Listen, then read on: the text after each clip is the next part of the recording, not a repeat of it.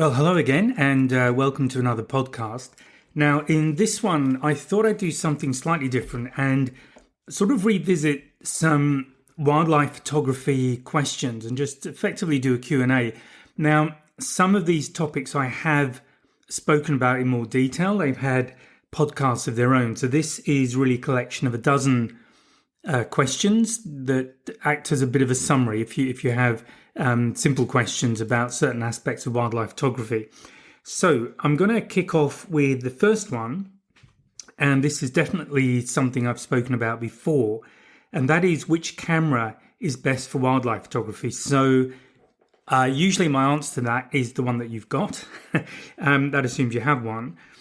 I'm going to dive into this in a little more detail in the next questions, but basically one of the things that's going to come up at least 2 or 3 times in this presentation is that the key thing to do when you're thinking about wildlife photography, wants to get into it or wants to improve, is to practice. So that means you just need to use whatever camera you've got access to. In terms of general requirements, you're going to need to have a lens, and I'll talk about lenses separately because that's a different question.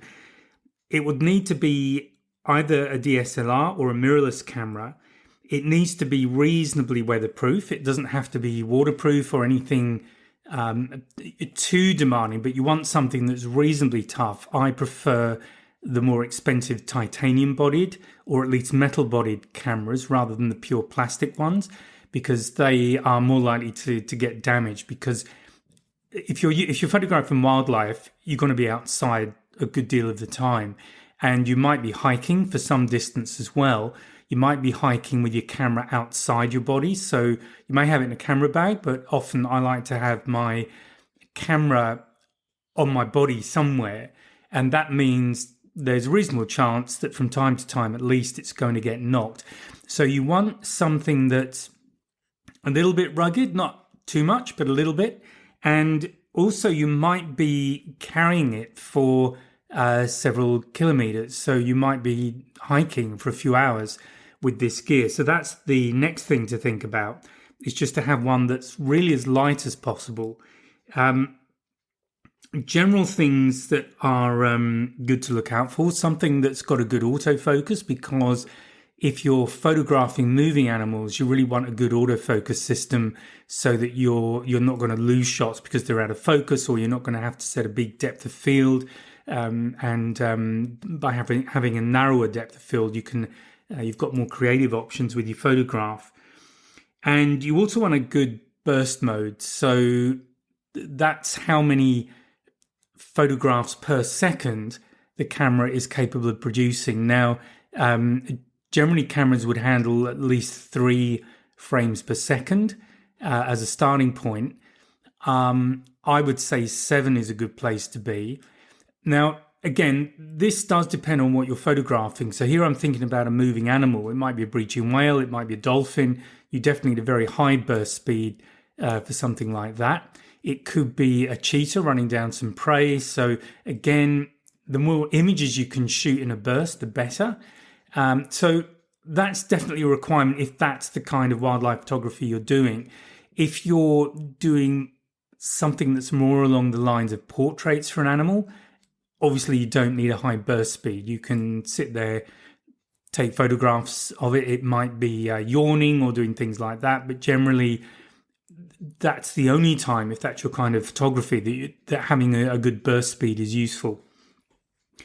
One other thing I'll add is that if it's quiet, that is also a good feature, because when you're taking photographs, whether you're in a vehicle or on foot, I'm talking more land animals here, it is good to be as unobtrusive as possible, and the less than the animal knows about you being there, on the whole, the better. So there's some thoughts on which camera is best. Now, the second question I'm going to look at is it better to buy mirrorless or DSLR? Now, I did a podcast on this recently. So I guess just to summarize that without going into too much detail, DSLRs are great for wildlife photography. I use DSLRs, and obviously for the last quite a few decades, DSLRs or SLRs have been the camera of choice. So SLRs obviously going back to film. Mirrorless have now most of the capabilities, in some cases more than DSLRs offer.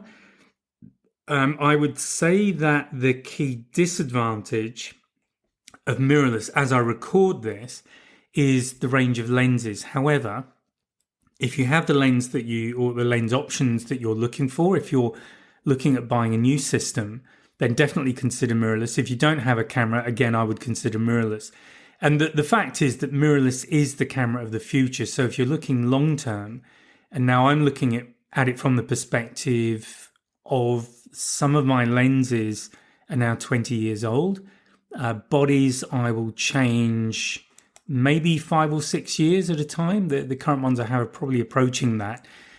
But the reality is that particularly if you're starting out, if you're looking at the next 20, 30 years, given that good quality camera gear is quite expensive for most of us, you really want to have a camera system that is going to go the distance with you. So if you're choosing a camera, the other thing I would recommend is that you find one that you find intuitive to use, because that's a key thing. When you're photographing wildlife, you really do need to know your camera. So if you find one that you find very easy to use, it doesn't really matter what make it is. I'm not going to particularly push a brand because I think people have preferences for good reasons.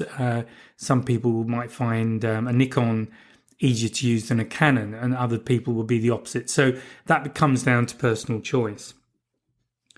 Okay, so that was the second question. The third one is, how many megapixels do you need? So we get in. So I'm going to touch on a bit of camera specmanship here. And in case you don't know, the megapixels, and whether it's full frame or a crop sensor of some sort, it's basically the sensor size is how big the sensor is. The sensor you can think of as being where the film might have gone if you're used to film cameras. If you're not, it's how big an area within the camera is your image going to be created on. So obviously, if you've got a large sensor, you're going to have a lot more detail in that photograph than if you've got a very small sensor. Obviously, clearly that will only capture a much smaller part of the image. So on the whole, my preference is for the full-size sensor, but again, it's not strictly necessary. The megapixel number is how many pixels are on that sensor. Now, that tells you how many dots, if you like, are on the sensor when you're recording your photograph. So obviously, if you had a sensor with, let's say, 32 million points on it, a 32 megapixel sensor, and you compared that to the kind of image you would get from a sensor that was 2 megapixels, you've got 16 times the number of pixels on that 32 meg. So obviously on your image, depending on how much you want to blow it up, but you've got 16 times more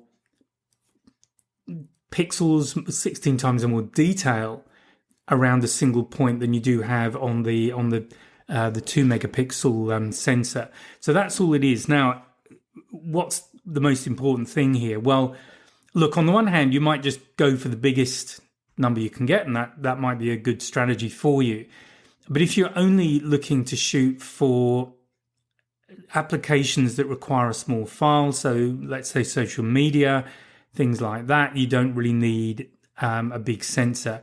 However, with wildlife, I would say that most people are planning to produce images that they can blow up and mount on a wall in some form, or maybe put in a photo book.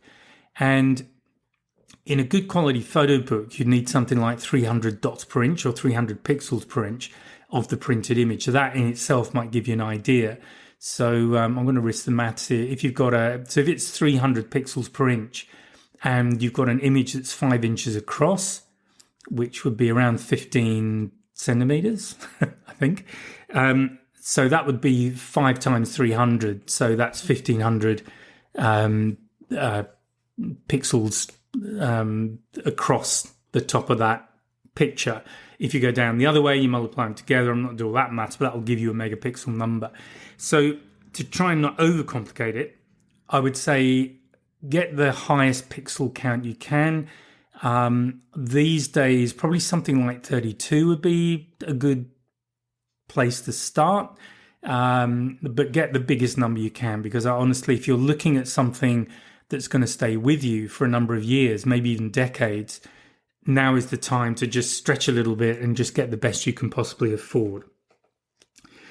Okay, now the next thing, I'm just going to talk about lenses. So what's the best focal length to have available? Now, this again is looking at full frame cameras. I'm not going to get into the difference between a full size sensor and a crop sensor. So I'm just going to talk about full size sensors. But for general wildlife photography, something like a 100 to 400 millimeter telephoto lens, zoom lens, is probably the ideal. It's certainly the go-to for most people I know. The reason that it isn't bigger, and if you can get away with the bigger, because there are currently some 150 to 600 mil lenses, and they're good as well. The problem is once you start getting beyond 400, the camera and lens combination, first of all, gets very heavy, and it can be difficult to handhold. You might be really having to push your shutter speeds up high to compensate the camera shake. Secondly, remembering you might be having to hike with it for some distance. So you, as I said, that will give you a heavier combination. That may or may not be okay for you. You've got to worry about camera shake. And frankly, if you're doing things like marine life photography, so on a moving boat, if you're on any kind of a platform that's moving, 600 is going to start getting very difficult. I've shot with 400, and it's with a bit of practice you get quite good at it. Pushing up to 600 is harder. Now, the other thing I'll say is that if you're more interested in things like birds, then having a 600 mil focal length is probably, I would say it definitely is a better focal length to go for. So ultimately, you have to make a choice. I would say definitely look at a 100 to 400 mil. Consider something like a 150 to 600 if that might work for you, depending on what it is you're photographing. If you can, borrow the lens and use it with your camera, see how you feel with it. If you've got the money, then by all means take a punt. But I would say the 150 to 600 is a little bit more of a punt. I've used the 150 to 600 on a boat in Botswana, but it was on a kind of gimbal mounting thing mounted to the seat in the boat I was on. So it was a specialized setup. It was a great lens. I really liked it, but it's physically bigger than my 100 to 400. Probably didn't weigh that much more, to be perfectly honest. But it would have been more. I think you've probably got to think about resting it on something when you're taking a photograph. So I hope that's helpful. And I generally have a second lens with me, which will usually be a wide angle zoom, so I can get some landscape and sort of context photographs of the animal. Okay, so the next question is, why are my wildlife photos not sharp? Now, that's probably because you've got one of three key areas wrong. More likely shutter speed, which is the first aspect of the exposure triangle, but you've also got ISO, which is the sensitivity of the camera, and the aperture itself, which is how much light is coming into the camera, and that also controls the depth of field. So generally, if you don't have sharp photographs, unless of course it's out of focus, in which case we'll talk about focus slightly here, which is just making sure you understand how the autofocus in your camera works, because you want a spot focus. You want it to be focusing on, you want a very clearly defined focal point, and you need to just check that you're not on some default, which is not doing that. However, assuming that you're in focus, if you're still getting blurry images, it's probably because the shutter speed is wrong, and you need to speed it up a bit. But that, of course, impacts the light. So I'm going to let this question kind of flow into the next one, which is a short discussion about what do you need to know about light. And really, that is this relationship between ISO, the sensitivity of the camera that you got it set to for that particular shot, the shutter speed, how fast the shutter is moving, and the aperture, which is how much light is coming in at a given time, and also that controls the depth of field. Now, I'm not really going to go into a massive description of all of this because I don't really feel this is the place to do that, but there is certainly training available, and I have a training course available if you are interested in learning more, and I go through that in some detail and also give you practical exercises so you can really get to grips with it. But if you do find that you're getting out of focus photographs, I would say, look, just make sure you're on top of your exposure settings. The key one is probably shutter speed. And just to give you an idea of how shutter speed works, if your shutter speed is set to 1/10 of a second or some tenths or tens of a second, so 20th of a second, 50th, that sort of number, that's the kind of shutter speed that will give you a long exposure. So if you think of something like a flowing stream, where someone's done a long exposure and you get this kind of ethereal look to it, that's probably 1/10 of a second, that kind of exposure, or you're talking about tenths or multiples of tenths of a second. The next place is hundredths of a second, and this is where you can deliberately put movement into an image and still have some of it sharp. So on a non-wildlife example, this is where if I was photographing racing cars or propeller-driven aircraft, I would shoot at 1/125th of a second.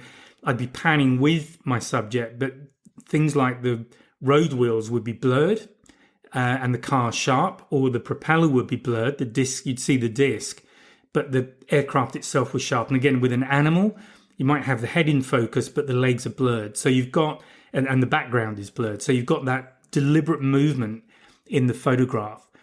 And if you want to absolutely freeze everything, you want to be in thousandths of a second. Now, if that's the driver for you, the shutter speed, that's the thing you need to look at. So what's the most important thing? Is it freezing the action, putting some movement in, or is it depth of field, in which case you need to be looking at the aperture that you need to create the depth of field you want, and then find a balance between that aperture, the shutter speed that will give you a good exposure, and the right ISO. And as I say, I'm not going to get into a big discussion on this stuff. There are better places. The only thing I will say about ISO is it's better to get it as low as possible generally, because as you crank it up, so in a lot of light, your ISO might be as low as 200 or 400, something like that. In a low light environment, you might be up to 32,000. If you get up into 32,000, and certainly, way before you get that high, the pixels within the image will start to become more obvious. And that's in the final image. So if you are planning to blow the photograph up and put it on the wall, you definitely want to keep your ISO as low as possible. Now, so that's one aspect. That's the exposure triangle, and just understanding that. And if you don't understand it, get an explanation of it, and then get out with your camera and start playing with it to understand it. And as I say, I've got training to help with that if needed. The other aspect of this is, now, how do you apply it to the camera? And this is where you need to understand what the camera is doing. And this is called metering. And it's where the camera measures light. So the camera measures the light so that it can give you an idea of the correct exposure. So on a lot of cameras in the viewfinder or on the display at the back, it will actually give you an indicator to suggest to you that you might be under or overexposing your image. And you can also look at the histogram afterwards. It'll be pretty obvious in most cases. So how do you know which part of the image is being measured? Because if you look at what's available in the metering, you'll have things like spot metering, partial metering, center-weighted metering. There might be an average of some sort. What does that all mean? Well, basically, it simply means it's taking different areas of what's in the viewfinder, and in your manual, or perhaps even digitally in the camera, it will show you what it's measuring. And that's how it's calculating the light. Now, I always use spot metering. And on my camera, the spot meter, the metering is taken on the spot, the single spot that I'm using as my focal point. So I might go off center. I also don't use the shutter button to do my metering, because that's where that's the default. When you press your shutter button halfway down, that's when the camera's measuring how much light it's seeing from your subject, and it's then making a determination whether or not that subject has enough light on it. So I use back button focus, but the same stuff is going on. And I'm basically using that so I can just reset my recompose my image, but keep all the light, the metering, and everything else where I want it to be. So, just to summarize the last few minutes that I've been talking, check out the exposure triangle if you don't understand it. And look, it might seem a bit daunting. It really isn't when you get to understand it. It's actually quite straightforward. And the best way to understand it is to get some basic tuition that takes you through a setup. And the best exercise is, frankly, to go out with your camera, switch it to auto, take a single photograph, look at that photograph in the post display, and most cameras will give you the settings that the camera used to get that image. So you'll have your shutter speed, your aperture, and your ISO. Switch to manual. Manually set exactly those settings that you've just taken off the camera. Shoot the subject again, and you should get the same image. And then just vary each one of them. Like turn your ISO up, go back to where it was, then go lower, set it back to where it was. Then do the same with shutter speed. Go faster, back to where you were, then go slower, back to where you were. And then the same with aperture. And this will allow you to start to build, I think it's like a body memory almost, or a finger memory of what is happening. And this is really important for wildlife photography, that this becomes instinctive to you. You don't even think about it, because when you're with animals, you sort of, first of all, you want to be in the moment with them as much as you can. You want to enjoy that experience of being with them and that connection and everything else that's going on. Really get the most out of the experience that you can. But also, you won't have time in most instances to try and remember camera settings. That is not how it works. So you really have to get on top of this away from the wildlife and just practice until you really understand it. So understand the exposure triangle, understand how what the metering options are on your camera, and go for a spot metering. And again, practice, just try the different metering settings on different subjects so that you begin to understand them. But for me, I just use spot metering now. I don't even bother with anything else. So that's what I'm going to say about that. Another question that relates to that is, should I use flash? 99% of the time with wildlife, I would say no. I don't think I've ever shot wildlife with a flash gun.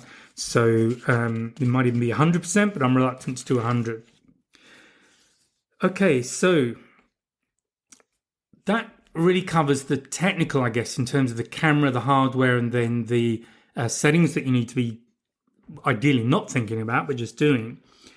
So what's the best way to learn wildlife photography? Well, what I generally recommend for people is to photograph birds. Now, you might be somewhere where you've got access to other animals. It might be wildlife, or, who knows what. It doesn't really matter. Photographing your pet is fine, but pets mostly, I would say, are reasonably cooperative.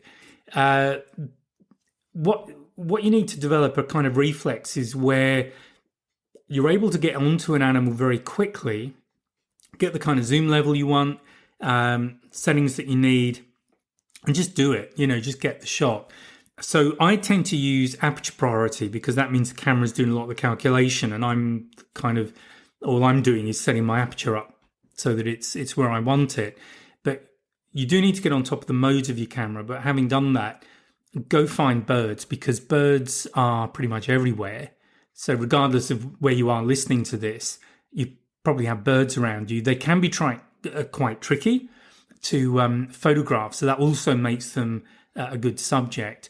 And if you can persevere and just keep trying and trying, the chances are you've got birds around every day. So it does mean you've got lots of access to the animals to photograph them. So that would be my number one tip. Secondly, is just to go back to really knowing your camera. And I just mean that you see something, you pick the camera up, you're not even really thinking about what are you doing, you just do the mechanical camera bits automatically.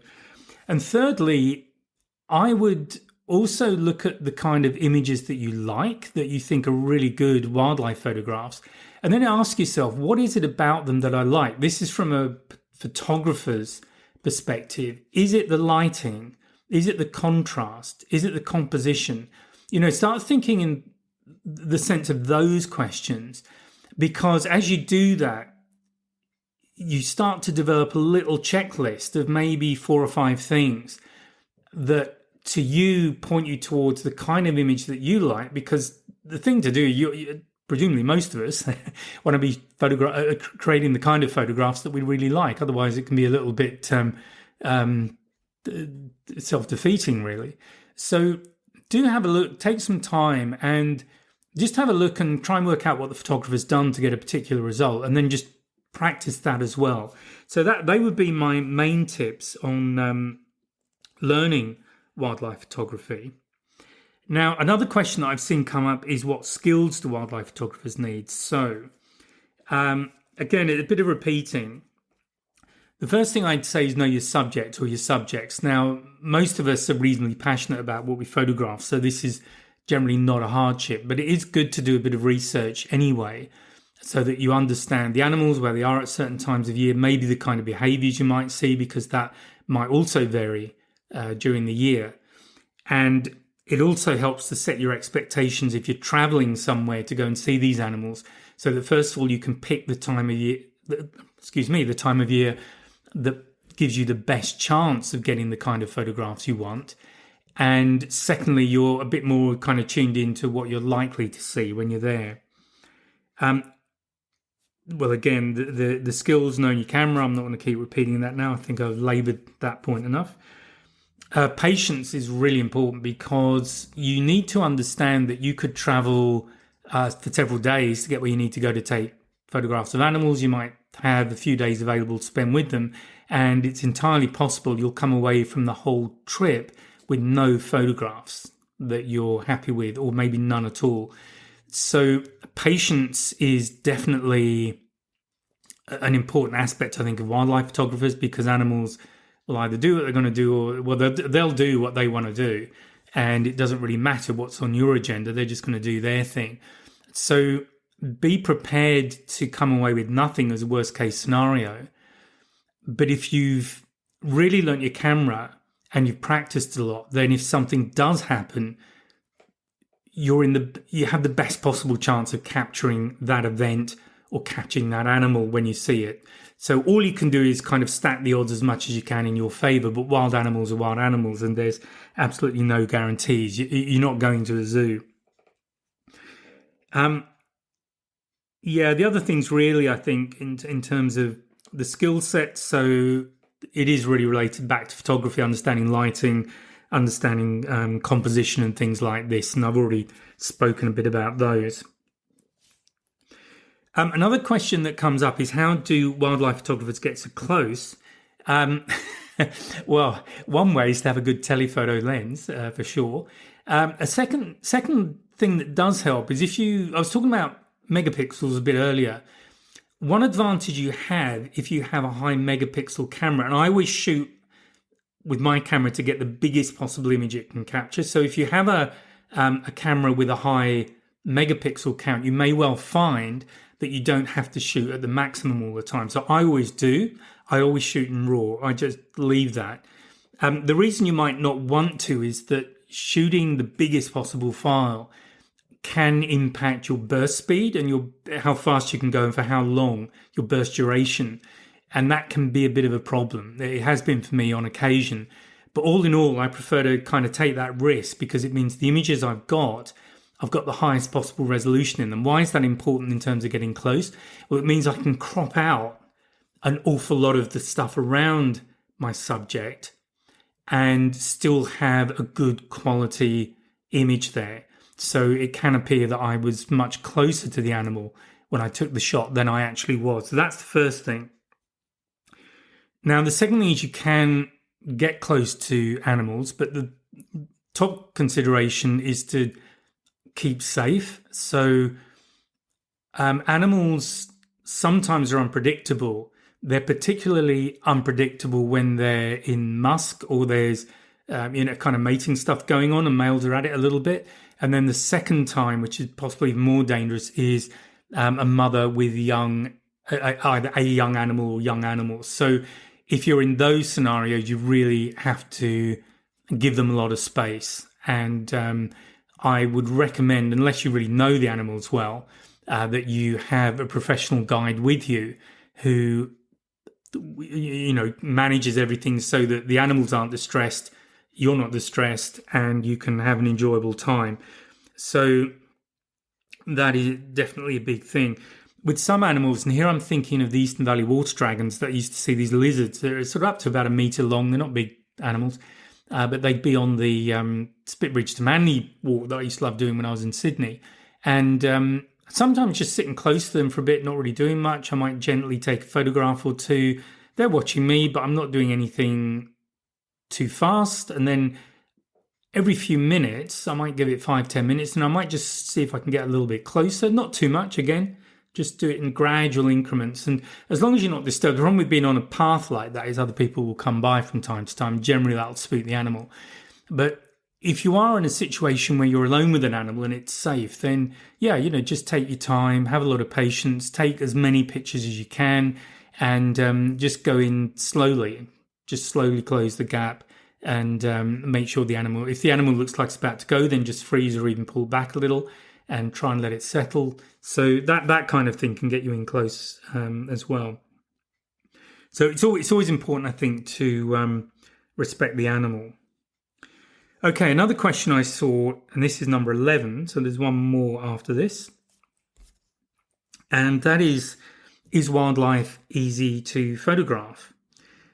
So possibly from what I've just said, the answer is not necessarily. Bear in mind that definitely if you're photographing wild animals, you may well have to track them. I've had to do that a few times. Even in wildlife reserves, you're not always guaranteed a sighting.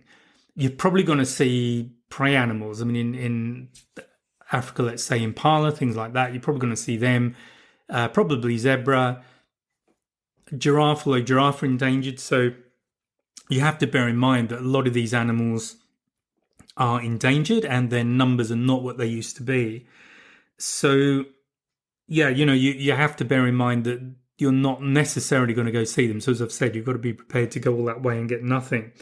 Obviously, they may not show up. A good way to see a predator is to hang around the prey. But if an animal's only ever feeding every 1, 2 or 3 days, which is the case with some predators, then if you pick the day after it's just killed something and is hiding in the bushes with its prey so that it isn't stolen, then you might well see nothing at all. So there's definitely an element of luck in it, I think. You just don't know. So again, I would say that's definitely add to that kind of know that on easy. Finally, the behaviors, you can't guarantee the behavior either. So it really is a case of taking whatever's available. And this comes back to, yet again, really being on top of your camera, because if something does happen, it can often happen in a moment. It may not repeat. And, that was your one chance. And it may be that you've traveled a long way and that was your one encounter, the one thing that happened, and you really want to get that shot. So, yes, that would be my answer to is wildlife easy to photograph. And then finally, I'm just going to end on this one, which is, what are the ethics of wildlife photography? And I have definitely spoken about this before. And I think it's probably summed up, well, for me at least, in one phrase, and that's take only photographs and leave only footprints. And if you respect the animal, the environment that it's in, and I would also extend that to the local people, if you're in going through a community or working with local people, absolutely respect them, then I think that sets you up from the point of view of ethics. One of the things I've seen, this was in the Serengeti a few years ago, was a driver, not our driver, but another driver of four-wheel drive with a load of tourists, driving at a lion that was just lying on the ground.